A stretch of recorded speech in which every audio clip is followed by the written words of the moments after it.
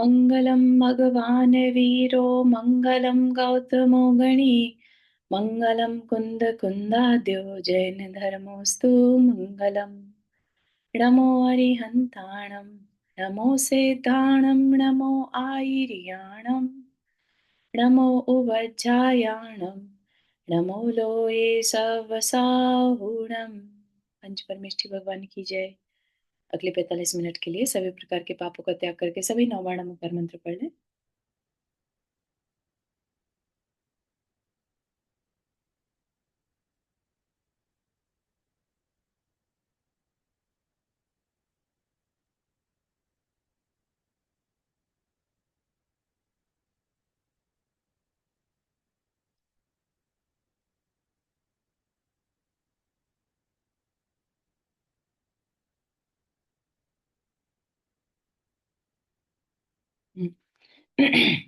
तो हमारा यहाँ पर विषय चल रहा था कि कुम्भकार ने अवा बनाया, भट्टा जिसे कहते हैं, और उसमें घड़ों को पकने के लिए रखा, है ना। हमने देखा था कि बहुत मुश्किल से वो घड़ा बना था और उसके बाद जो समुद्र ने अपना प्रलय मचाने की बहुत कोशिश की थी कि उसको नष्ट कर दिया जाए किसी तरह से, लेकिन यहाँ पर अहिंसा की जीत दिखाई है ना। कि कहीं पर भी स्टार्टिंग नहीं करी, अपने किसी पर भी आक्रमण पहल पहल नहीं की, अपना बचाव भले ही कर रहे हैं लेकिन पहल नहीं की कि किसी का मैं काम बिगाड़ दूं, ठीक है ना। तो वही देखते हुए कितनी बार हमें चमत्कार भी दिखाई दिए, जैसे मुक्ता की वर्षा हुई, है ना। और सागरों के लिए, सागर का जब प्रलय था वह भी पवन ने किस तरह से दूर किया। तो ये भी चीज हमारी देखा जाए तो एक तरह से नेचर ही अपना जो है रिजल्ट दिखा रही है। नेचर में भी एक नेचर कुपित हो रही है तो दूसरा उसको सुलझा भी रही है, ठीक है ना। कुंभकार अपना शांत बैठा है, सब नेचर ने अपने आप ही उसका टेक केयर कर लिया। तो इन रियलिटी क्या है, हम भी नेचर का ही पार्ट हैं। अगर हम नेचर को मिसयूज ना करें और नेचर के साथ साथ ही चलते रहें तो नेचर हमारा टेक केयर करती ही है। हम अपने आप को नेचर का पार्ट समझें, है ना। ऐसा नहीं कि हम नेचर का मिसयूज करने लगे, उसकी डिसरिस्पेक्ट करने लगे, कि हम हमारा दिमाग ज्यादा चलता है तो हम ऐसा सोचकर नेचर का मिसयूज करें। वो अपने अंदर भाव नहीं रहना चाहिए, ठीक है ना। हम भी नेचर का ही पार्ट है। हमें सुख चाहिए तो नेचर में भी हर चीज को सुख चाहिए होता है, उसके अंदर भी हार्मनी होती है, एक दूसरे को सपोर्ट करने की भावना, मैत्री भावना होती है, ठीक। तो ऐसा करते करते जब फाइनली हवा में वो पक गया है ना। अग्नि नहीं जल रही थी तो अग्नि जल गई है, लकड़ियां नहीं जल रही थी, वो सब कुछ हमने देखा। अब फाइनली जो है घड़ा पक गया, ठीक। तो जो शिल्पी है वो मॉर्निंग में उठा और एक्साइटेड है, क्यों? क्योंकि उसे हवा में से अब कुंभ को बाहर निकालना है। और जिस दिन उसको बाहर निकालना था उस रात उसको सपना आ रहा होता है कि कुंभ चिल्ला रहा है, मुझे बचाओ, मुझे नहीं, इस अग्नि में अब और नहीं सहन हो रहा, प्यास लग रही है बहुत, गला सूख रहा है, इससे मेरे तो प्राण ही निकल जाएंगे, ऐसा जलना भी किस काम का। ऐसा उसे स्वप्न दिख रहा है, एकदम से उसकी निद्रा टूटती है तो पता चलता है कि ये जो कुंभ नहीं रो रहा था स्वप्न था, ठीक। तो कहते हैं उसके बाद आगे क्या होता है वो देखते हैं। यूं अवा की आवाज सुनता सुनता अब वो शिल्पी अवा के और निकट आ गया, पर कहाँ सुनी जा रही है कुंभ की चीख, कहाँ मांगी जा रही है कुंभकार से भीख। न ही कुंभ की यातना, न ही कुंभ की याचना, मात्र वह वहां तब, कहाँ है प्यास से पीड़ित प्राण, वह शोक कहाँ, वह रुदन कहाँ, वह रोग कहाँ, वह बदन कहाँ, और वह आग का सदन कहाँ, जो इन कानों ने, आंखों ने और हाथों ने सुने, देखे, छुए थे स्वप्न में। अक्षरश स्वप्न असत्य निकला, स्वप्न का घातक फल टला, ठीक। तो क्या फील आ रही थी अंदर में कि जो कुंभ है वो जल रहा है और मरण की स्थिति में है और उससे सहन नहीं हो रहा है, ठीक है ना। लेकिन अब वो जब शिल्पी अवा के पास पहुंचा तो उसे कोई चीख नहीं सुनाई दे रही है, कोई भीख की आवाज नहीं आ रही है कि मुझे बचा लो, है ना। कुंभ की कोई यातना नहीं दिख रही है, ना कोई याचना दिख रही है, ना किसी के प्राण प्यास से निकले चले जा रहे हैं, ऐसा भी कुछ नहीं दिख रहा है। कोई शोक नहीं है वहां पर, कोई रोना धोना नहीं, कोई बीमार नहीं, कोई चिल्ला नहीं रहा है। ठीक। और आग का अब कोई सदन नहीं, सदन मतलब आग का कोई व्यापार, या आग का कोई भवन जिसे कहते हैं ना, सदन होता है एक तरह से उसका रूम, है ना। अब वो हवा रहा ही नहीं, हवा की तो आग बुझ चुकी है। ठीक है ना। तो फिर इन कानों ने, आंखों ने और हाथों ने जो कुछ भी महसूस किया था, वो क्या था? कुछ तो था जो आंखों ने देखा था, कानों ने सुना था और हाथों से छुआ भी था, है ना। इतना सत्य, वास्तविक फील होने के बाद भी स्वप्न कैसा निकला? असत्य निकला। और उसका जो घातक फल था, जो दिख रहा था, वह भी स- अब वह नहीं हुआ, है ना। बहुत सारे स्वप्न वैसे तो लोगों के, किसी किसी का जब साइकिक लेवल अच्छा होता है, उनको आगे की भविष्य की घटनाएं दिखने लगती हैं, है ना। लेकिन ये बहुत रेयर केस में होता है। स्वप्न सबको दिख सकते हैं, लेकिन सबके स्वप्न सच होते हो ये जरूरी नहीं है। ठीक है ना। मोस्ट ऑफ द टाइम क्या यहाँ पर बताया है कि स्वप्न झूठे ही होते हैं। ठीक है। तो उन पर बहुत ज्यादा अपने को विकल्प नहीं करना चाहिए।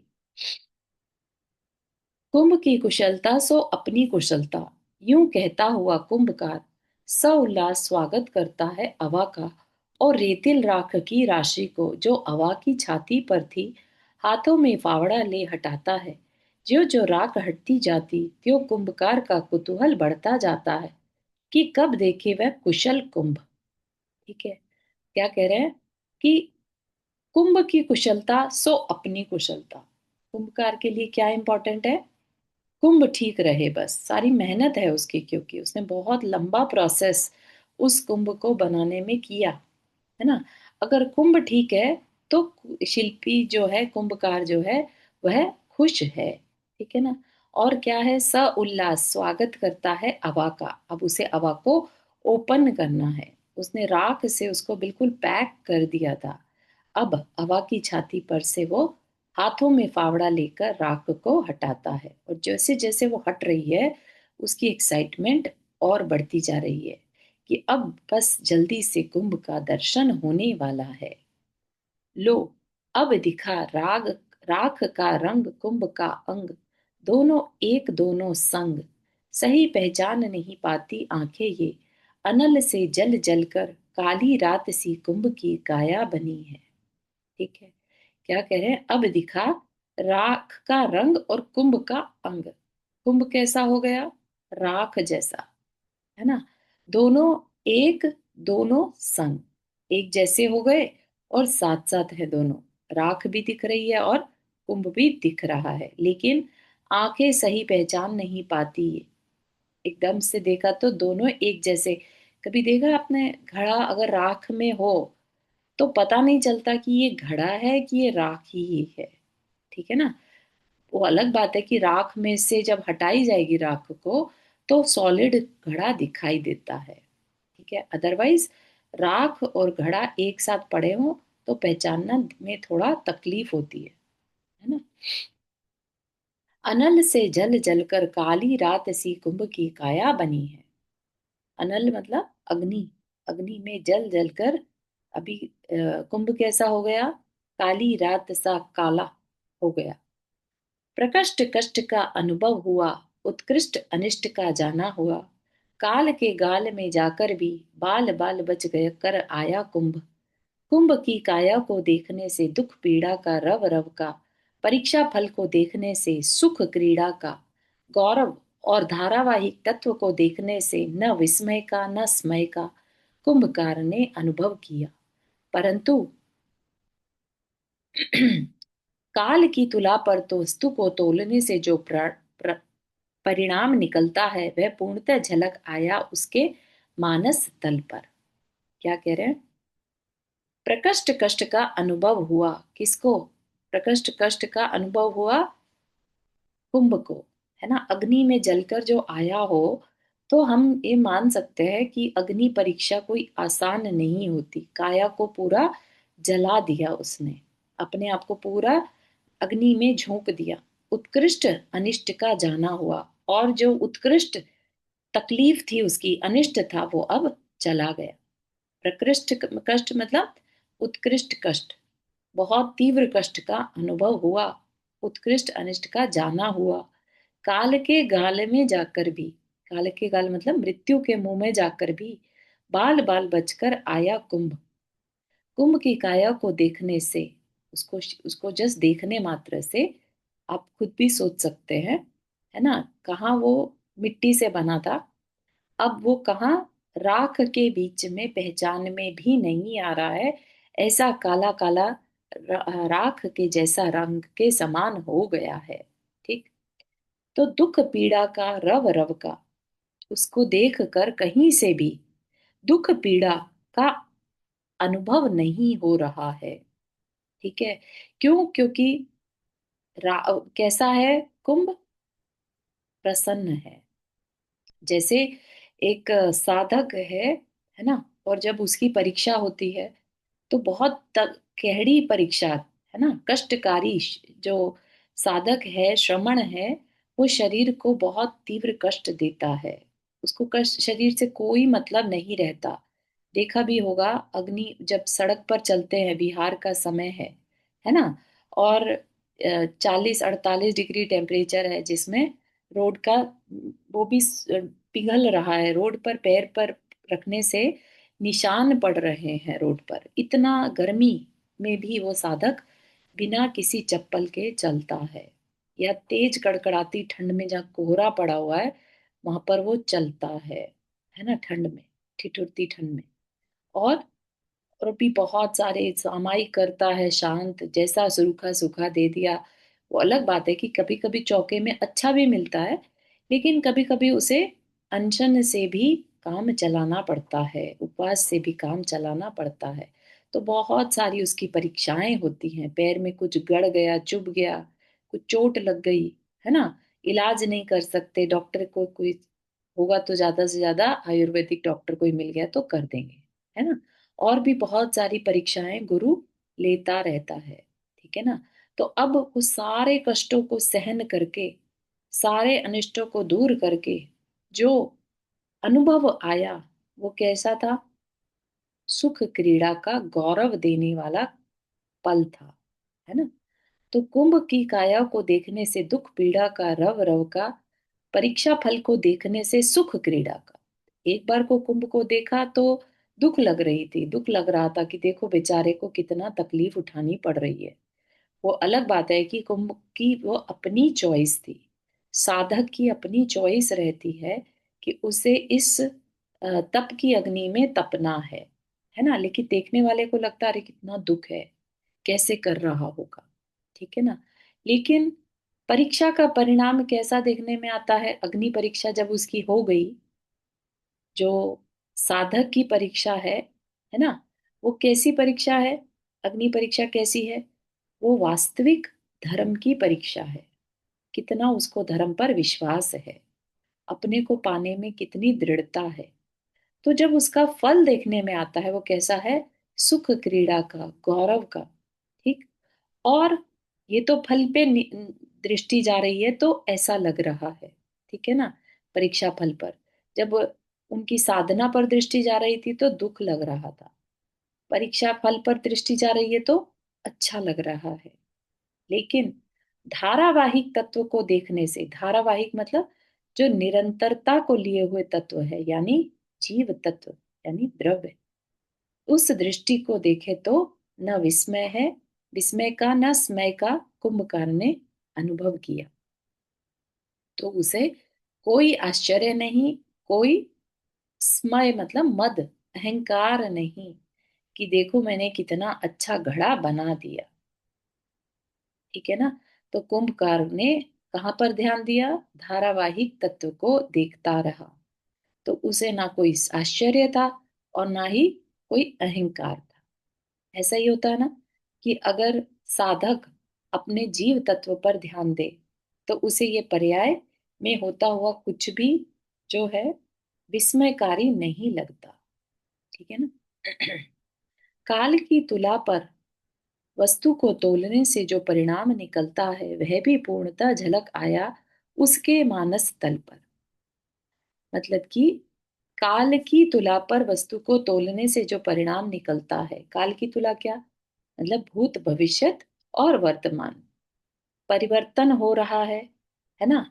हर वस्तु में परिवर्तन हो रहा है। पहले क्या था और अब क्या हो गया। पहले माटी क्या थी, पतित थी, है ना। उसको उसने कलश का रूप दे दिया। ठीक है ना। तो वह भी उसके मानस तल पर यानी उसके मन में तीनों पर्याय दिखने लगी कि ये क्या था और आज क्या हो गया और अब इसका भविष्य क्या होगा। सब कुछ उसको झलकने लगा। ठीक। पावन व्यक्तित्व का भविष्य वह पावन ही रहेगा, परंतु पावन का अतीत इतिहास वह इतिहास ही रहेगा। अपावन अपावन अपावन। क्या कहा। अगर कोई पावन व्यक्तित्व है, पावन व्यक्तित्व मतलब आज जो धर्म की ओर मुड़ चुका है वो क्या है, पावन है। पावन मतलब पवित्र, पवित्र मतलब पुण्य, राइट। पावन वही होता है जो पाप से बच रहा हो, है ना। पावन का ऑपोजिट पतित यानी गिरा हुआ, पाप में पड़ा हुआ। तो पावन व्यक्तित्व जो पाप से बचा हुआ व्यक्तित्व है। ठीक। आज अगर कोई पाप से बच रहा है, पावन व्यक्तित्व है किसी का, तो उसका भविष्य कैसा होगा, पावन ही रहेगा। ठीक है ना। उसको चिंता की बात नहीं है। लेकिन हर पावन व्यक्तित्व का इतिहास जरूरी नहीं है पावन ही हो। क्या कहा, नियम से उसका इतिहास कैसा है, इतिहास मतलब हंसने योग्य। हंसने योग्य मतलब कि देखो बेचारापन, जैसे कहते हैं ना, हाँ हाँ हाँ देखो इसकी कैसी हालत थी पहले, है ना। हम महावीर भगवान के स्वामी का भी अगर जीव देखते हैं तो वह भी क्या थे, भील की पर्याय में थे। कितने उनको कोई धर्म से मतलब नहीं था। मुनि महाराज के पास जाकर भी पूछा कि आपके पास ये सुख कहाँ से आया, है ना, मुझे भी ऐसा सुख चाहिए। तब मुनि महाराज ने कहा कि तुम हिंसा छोड़ो। तब जाके उसने अपने लाइफ में 12 व्रतों को अंगीकार किया, है ना। तो बिल्कुल अज्ञानी था। ऐसा ही हम सबका जीवन भी कहीं ना कहीं अज्ञानता से ही उपजा हुआ है ना। स्टार्टिंग देखे तो अगर हम सोचें तो निगोद से निकला, राइट। निगोद से निकलकर आज हम भले ही पंचम पंच इंद्रिय जीव बन गए, संगी पंचेंद्रिय। और उसके बाद भी अगर हम अज्ञानता के साथ रह रहे हैं तो फिर हमारा अज्ञान जीवन कैसा है, हास्यप्रद ही होगा। सब कुछ होने के बाद भी हमने उसका कल्याण नहीं किया, है ना। हम पापों से नहीं बचे। ठीक। तो इसीलिए इतिहास जैसा भी हो, लेकिन अगर आज पुण्य की तरफ हम मुड़ चुके हैं तो फिर भविष्य कैसा होगा, पवित्र ही होगा। ही वर्ड यूज कर रहे हैं, ठीक है ना। अब अवा से बाहर आया है सकुशल कुंभ, कृष्ण की काया सी नीलिमा फूट रही है उससे। ऐसा प्रतीत हो रहा है कि वह कि भीतरी दोष समूह सब जल जल कर बाहर आ गए हों। जीवन में पाप की प्रशय नहीं अब, पापी वह प्यासे प्राणी को पानी पिलाता भी कब। ठीक। तो कुंभकार ने कुंभ को सकुशल बाहर निकाल लिया। इतना इंपॉर्टेंट है ना कि कुंभ बनाया भी, और लेट से अगर उसने ढंग से मिट्टी नहीं छानी होती और उसमें अगर एक कंकड़ भी रह गया होता तो उसमें एक दरार आ जाती है ना। अब फिर वह जो कुंभ है वो पानी रखने लायक नहीं बचता। तो इसलिए बहुत ज्यादा इंपॉर्टेंट है हर एक प्रोसेस कि मिट्टी छनी कैसी है, किस तरह की मिट्टी है, कैसी, उसका लौंदा कैसा है, इनफ पानी डला है उसमें कि नहीं, है ना। फिर उसने कितनी देर उसे कितना पतला बनाया है, कितना मोटा बनाया है। बहुत ज्यादा मोटा होगा तो वो सूखेगा नहीं, फिर वो पकेगा नहीं ठीक से। ठीक है ना। तो इतने सारे प्रोसेस को करने के बाद भी उस कुंभकार को अपने ऊपर कोई मद नहीं है कि देखो मैंने कितना बढ़िया कुंभ बनाया, है ना। वो सिर्फ उसकी पर्याय पर दृष्टि रखे हुए है कि ये माटी है, पहले भी माटी था, आज भी माटी है, मैंने इसे कुंभ का रूप दे दिया, मैं इसका कर्ता, ऐसा कोई भाव उसके अंदर नहीं है। और कुंभ तो अपनी साधना की यात्रा पर चल ही रहा है ना। बिल्कुल काला होकर उसके अंदर से नीलिमा फूट रही है। नीलिमा मतलब काले काले से एकदम चमकदार कालस होती है, जो नीलिमा फूट रही है। ऐसा प्रतीत होता है कि वह भीतरी दोष समूह सब जल जल कर बाहर आ गए। ठीक है ना। तप की अग्नि में करता क्या है जीव? अपने सारे किए हुए पापों का प्रक्षालन, उन कर्मों को नष्ट करता है, एक एक चुन चुन कर उनको अपने से दूर करता है। तो ऐसा ही लग रहा है बाहर सरफेस पे कालापन आ जाना, जैसे अंदर के सारे दोष बाहर आ गए। तो बाहर से स्किन काली पड़ गई कि अंदर के जितने भी दोष थे सब बाहर आ गए। ठीक है ना। ऐसे ही जो साधक है जब साधना करता है तो उसका शरीर भी कृश हो जाता है। ठीक है ना। ऐसा लगता है जैसे सारा अंदर का जो पाप थे वो नष्ट हो रहे हैं। जीवन में पाप की प्रशय नहीं अब, किंचित मात्र भी। प्रशय मतलब उसकी छाया छवि नहीं है अब जीवन में, पाप की कोई छाया नहीं है। पापी हो तो प्यासे प्राणी को पानी भी नहीं पिला सकता, है ना। कुंभ जबकि किसके लिए रेडी है? शुभ कार्य के लिए। दूसरे को पानी पिलाने का जो उसका मन है, शुभ कार्य का मन है, तो वो पापी तो कभी हो ही नहीं सकता, है ना। तो कह रहे हैं कि पापी होता अगर, अंदर जरा भी पाप होता, तो प्यासे प्राणी को पानी पिलाने का भाव कैसे हो सकता था। ठीक है ना। तो इसलिए पाप उसके अंदर अब रहा ही नहीं। कुंभ के मुख पर प्रसन्नता है, मुक्त आत्मा सी, तैरता तैरता पा लिया हो अपार भव सागर का पार। जली हुई काया की ओर कुंभ का उपयोग कहाँ? संवेदन जो चल रहा है भीतर, भ्रमर वह अप्रसन्न कब मिलता है, उसकी भी तो काया काली होती है। सुधा सेवन जो चलता रहा है सदा। आचार्य श्री का यहाँ पर देखने लायक चिंतन है ना। कैसे मतलब हम सोच भी नहीं सकते कि किस तरह से रिलेट किया है एक साधक को और इस संसार के एग्जाम्पल्स को। ठीक। तो कह रहे हैं कुंभ के मुख पर कैसी प्रसन्नता है? मुक्त आत्मा सी, यानी सिद्ध जैसी, जैसे कि बस उसका जीवन तो कृत कृत्य हो ही गया, क्योंकि उसने अग्नि परीक्षा को पूर्ण कर दिया। ऐसा लग रहा है उसे अंदर ही अंदर, जैसे तैरते तैरते अब उसने अपार भव सागर को पार कर लिया, है ना। अब कितना भी उस पे पानी पड़ जाए, सागर अपनी प्रलय भी दिखाए, तो अब क्या होगा? वो कुंभ ऊपर तैर सकता है। अब वो डूबेगा नहीं, अब वो नष्ट नहीं होगा, है ना। तो अब उसके गुणों में परिवर्तन आ गया, सारे जो उसके नेगेटिविटी थी सब खत्म हो चुकी है। उसका रूप परिवर्तन, गुण परिवर्तन हो गया। उसको जो चाहिए था, जिस रूप को वो पाना चाह रहा था, उसने वह पा लिया। ठीक है ना।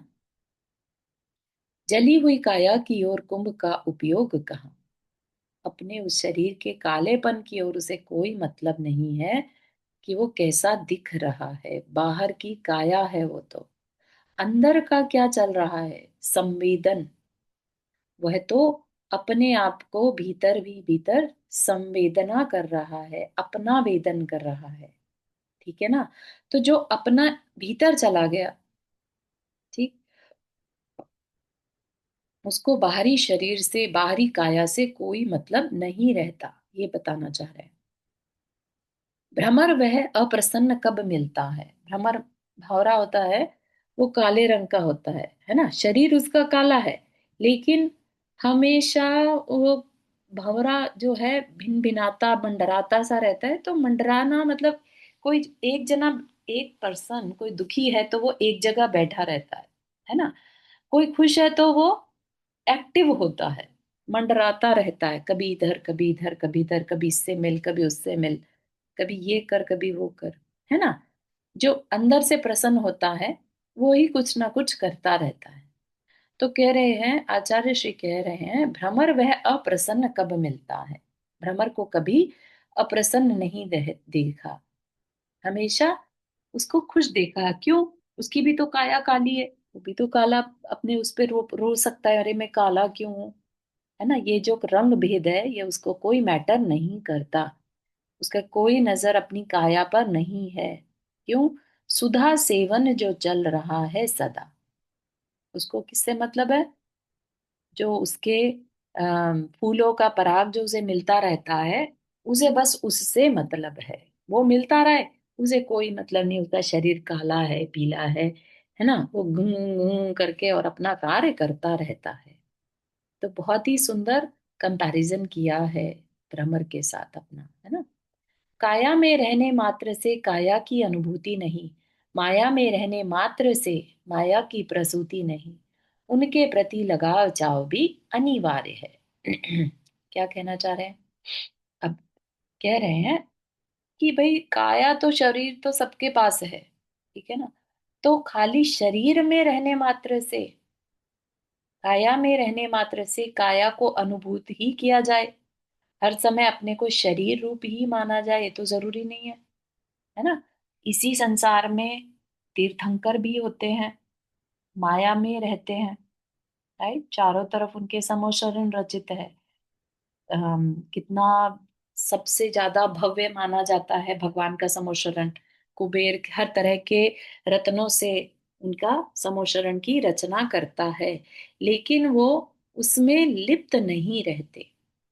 कहा है कि माया होना अलग चीज है, माया में होने से माया की बढ़ोतरी या अंदर में माया की तरफ लगाव अगर नहीं है तो अंदर से हम अपने उस मिथ्यात्व को, बेसिकली माया को बढ़ा नहीं रहे होते हैं।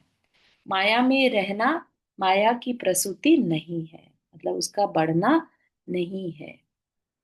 अंदर में उसके प्रति लगाव चाव भी अनिवार्य है। वैराग्य की बात यहाँ पर की जा रही है।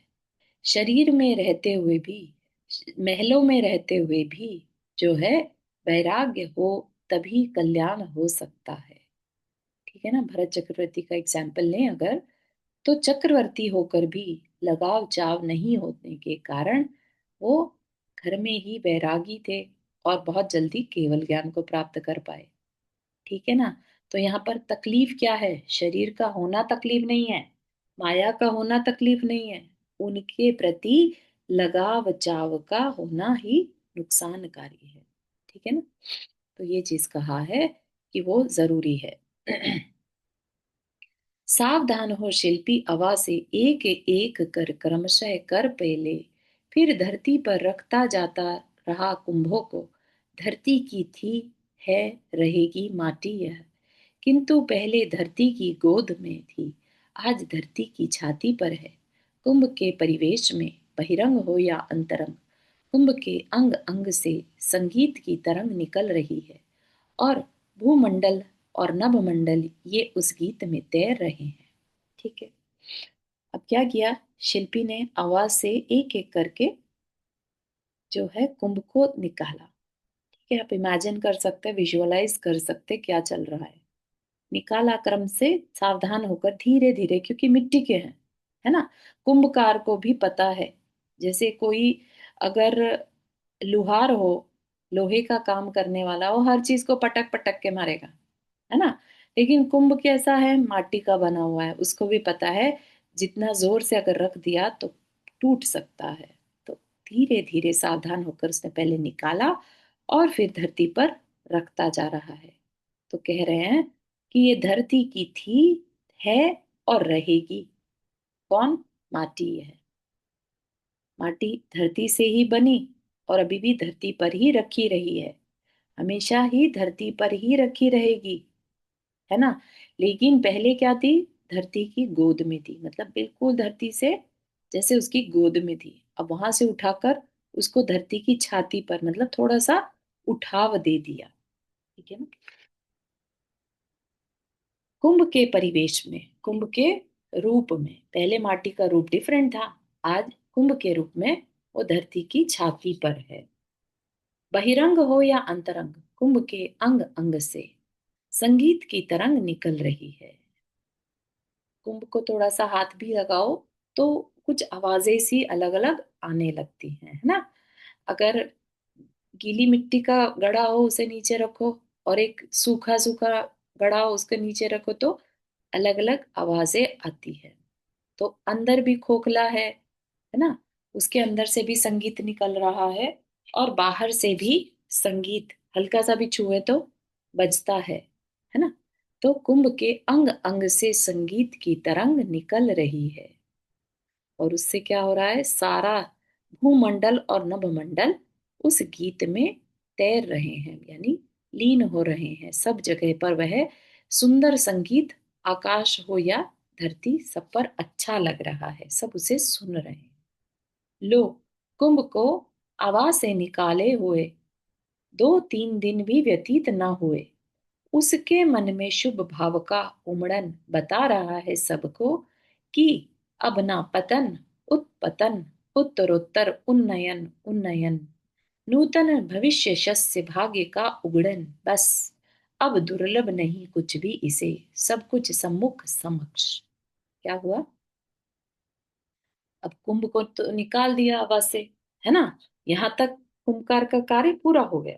अब कुछ नहीं, उसने तो कुंभ बनाना था, बन गया। अब क्या, अब कुंभ के मन में आया, शुभ भाव आया। अब क्योंकि वो पवित्र भविष्य है उसका, पवित्र व्यक्तित्व है, सब कुछ, तो उसने अपने पापों को जला दिया, है ना। अब क्या, जो कुछ भी अगर उसके भाव आएंगे वो अच्छे ही आएंगे, आइए। है ना। तो अच्छे भाव उसके अंदर क्या आए, क्या अभी करें? मन में शुभ भाव का उमड़न हुआ, जो कि यह बता रहा है कि अब उसका जो भविष्य है वो ऊपर ऊपर की तरफ है, अब कोई किसी भी तरह का पतन, उत्पतन नहीं होगा। क्या भाव आ गए उसके अंदर, उसके अंदर अतिथि दान के भाव आ गए। अच्छे पात्र को मैं दान देने का पात्र बनूं। ठीक। तो नूतन भविष्य शस्य भाग्य का उगड़न, नूतन मतलब नए जो भविष्य है, अब आगे जो है, अब जीवन में सब कुछ क्लियर है, अब कुछ भी दुर्लभ नहीं है, जो चाहता है वो होता जाएगा। इतना पुण्य उसने इकट्ठा कर लिया है, पाप को नष्ट कर दिया तो क्या बचा, पुण्य ही बचा ना। इसलिए हम लोग क्या है, हम तकलीफ में घबरा जाते हैं, है ना। हमें ये नहीं समझ में आता कि एक तरह से हम तो पापों की निर्जरा कर रहे हैं, पाप जाएगा तो पुण्य के उदय से फिर अच्छा समय भी आएगा। यहाँ पर आचार्य श्री ने बार बार कई जगहों पर बताया है कि पाप से दूर मत, मतलब पाप के फल से भागो मत। भागो इन द सेंस, वो क्या है, पाप का फल क्या है, क्योंकि हमने कभी पाप किया, आज उसके फल से अगर हम डर के भागेंगे, दुखी होंगे, तो क्या होगा, और तीव्र कर्म बंधेगा, है ना।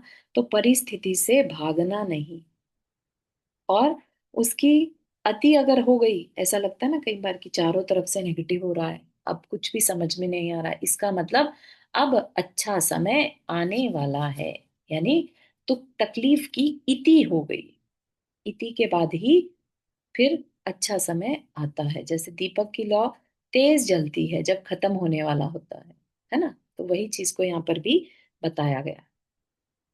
तो अब कुंभ के लिए कुछ भी दुर्लभ नहीं है, उसका सब कुछ भविष्य जो है उज्जवल है। तो उसने अपने अंदर क्या मन बना लिया था कि मैं पात्र दान करूं, अतिथि सत्कार करूं।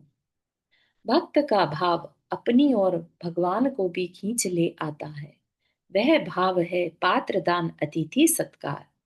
परंतु पात्र हो पूत पवित्र, पद यात्री हो, पाणी पात्री हो, पीयूष पाई हंस परम हंस हो, अपने प्रति वज्र सम कठोर, पर के प्रति नवनीत मृदु, और पर की पीड़ा को अपनी पीड़ा का, प्रभु की ईड़ा में अपनी क्रीड़ा का संवेदन करता हो, पांच प्रपाप प्रपंच से मुक्त पूरी तरह पवन सम निसंग, पर तंत्र भीरु दर्पण सम दर्प से परीत, हरा भरा फूला फला पादप सम विनीत, नदी प्रवाह सम लक्ष्य की ओर अरुक अथक गतिमान। तो क्या कह रहे हैं कि भक्त का भाव अपनी ओर भगवान को भी खींच ले आता है। भक्त का भाव क्या, कि भक्त क्या बेसिकली जो अंदर से पवित्र है, पवित्र भावों से भरा हुआ है ना, वो क्या कर सकता है, वो सब कुछ कर सकता है, उसके लिए कुछ भी दुर्लभ नहीं। जैसे कहते हैं ना चमत्कार, भक्ति में चमत्कार होता है ना। भक्ति में चमत्कार कैसे होता है, उसकी सरलता से, उसकी विशुद्धि से। तो भक्त के जो भाव होते हैं वही भगवान को भी खींच ले आता है। ठीक है। अब आप ये मत समझिए कि यहाँ पर कोई भगवान नाम की सत्ता की बात की जा रही है। यहाँ पे जो प्रचलित है भगवान शब्द को, कि भक्त के पास भगवान पहुंच जा सकता है, इतना भक्त के अंदर, भक्त के भावों में शक्ति होती है। तो ऐसा ही कुछ कलश के साथ भी, जो कुंभ है उसके साथ भी होने वाला है। उसने मन तो बना लिया कि मुझे पात्र दान करना है, मेरे द्वारा किसी अच्छे पात्र को दान हो, है ना। लेकिन फिर वो पात्र दान अतिथि सत्कार में करूं, लेकिन वो पात्र कैसा हो।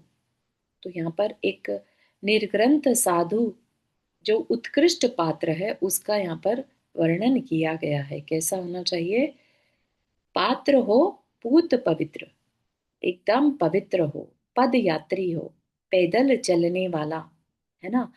क्यों पैदल चलने वाला, जो अहिंसक हो, निराकुल पैदल विहार करता हो, जमीन को देख कर चलता हो। गाड़ी में चले तो पता ही नहीं चलेगा कितने जीवों को मार दिया, है ना।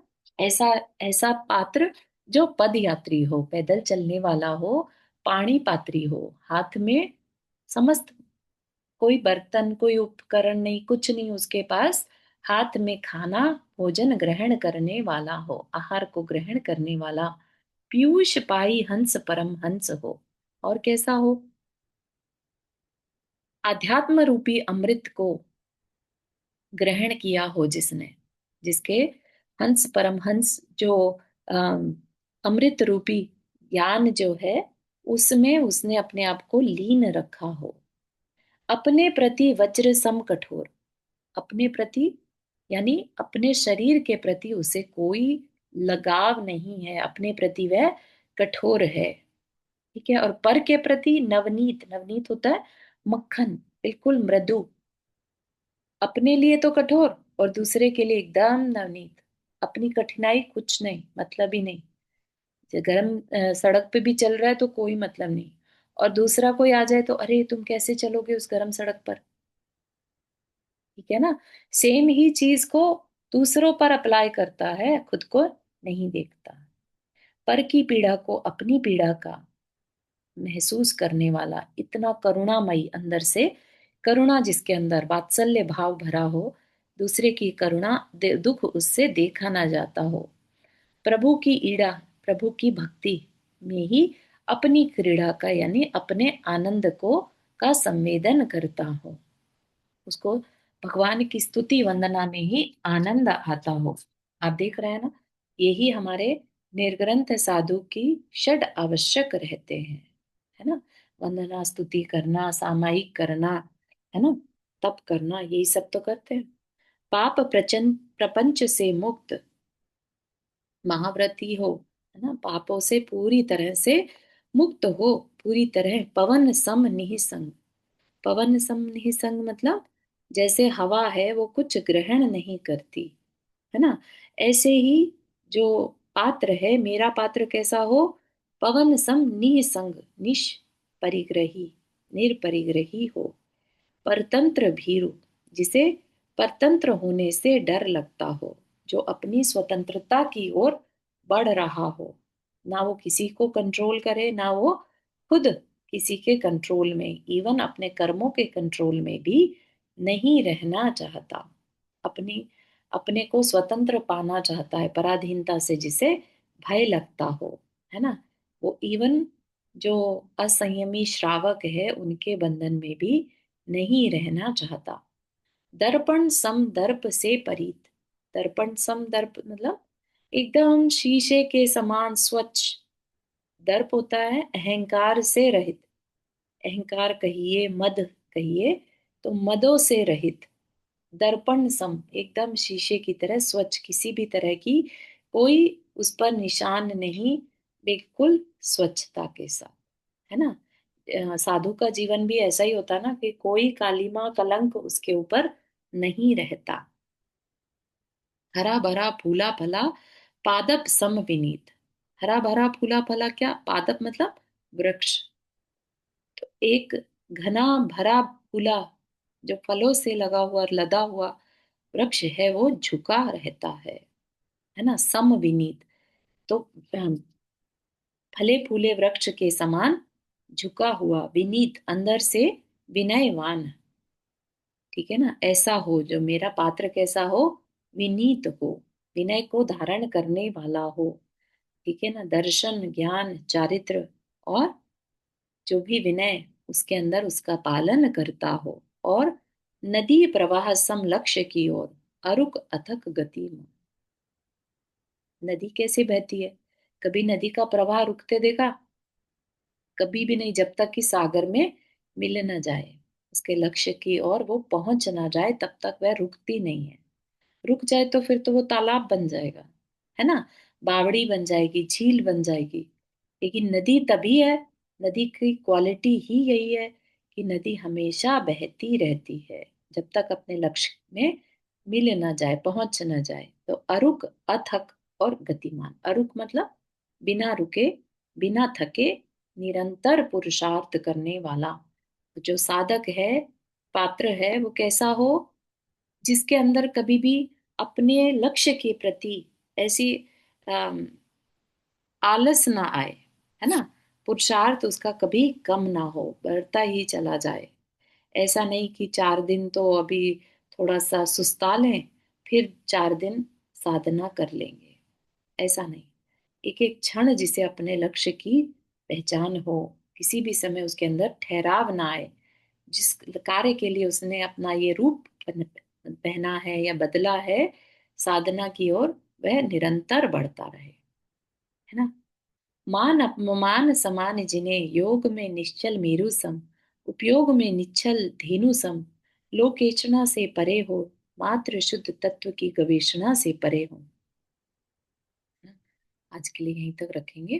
क्या कह रहे हैं, मान अपमान समान जिन्हें, मान हो चाहे अपमान, है ना, हमने पढ़े थे 12 परिचय, उसमें ये भी एक आता है ना कि उनका सुख हो दुख हो, गर्मी हो सर्दी हो, भूख हो प्यास हो, मान अपमान भी उसमें भी वो सम रहते हैं।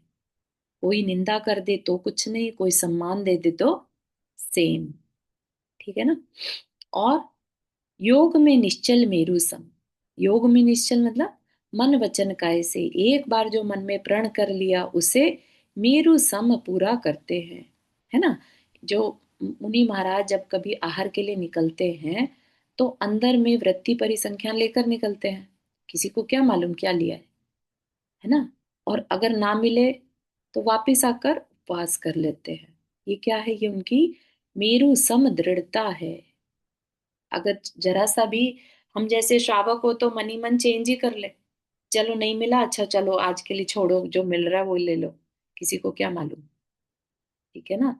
तो योग में निश्चल मेरु सम, उपयोग में निश्चल धेनु सम। उपयोग कैसा, अंदर में कैसी सरलता के साथ, धेनु सम मतलब गाय के समान, निश्चल सहज वात्सल्य को रखने वाले, लोकेशना से परे, लौकिक ख्याति पूजा लाभ की चाह से रहित, मात्र शुद्ध तत्व की गवेषणा में परे हूं। मात्र शुद्ध तत्व की गवेषणा मतलब उसकी खोज में, कि कब मैं अपने को पालूं, अपने उस शुद्ध तत्व को पालूं, बस इसी एक जिज्ञासा के साथ वो बस आगे बढ़ते चले जाए। ठीक है ना। ऐसे किसी पात्र को वो कलश ढूंढना चाहता है। ठीक है ना। तो यहीं तक रखते हैं, यहाँ तक कि किसी को कुछ ना समझ में आया हो।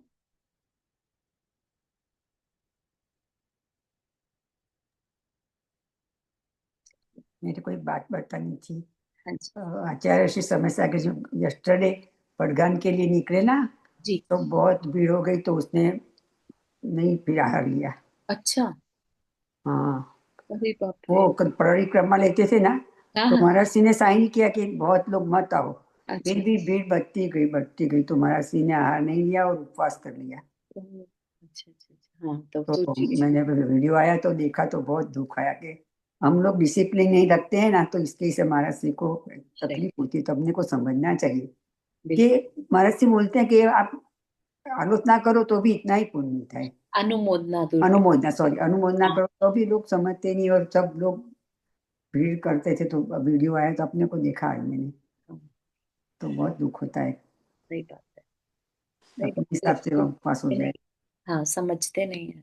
हम्म, सही है, सही। चलिए, ठीक है। बढ़िया। जय बहुत अच्छा, Jinendra. Thank you for sharing. Jinvani स्तुति। जावाणी के ज्ञान से सुझे लोका लोक, सोवाणी मस्तक धरु सदा देतो दो। हे जिनवाणी भारती तो ही जपो दिन रहन, जो तेरा शरणा गए सो पावे सुख चैन। नौ बंडम करनी।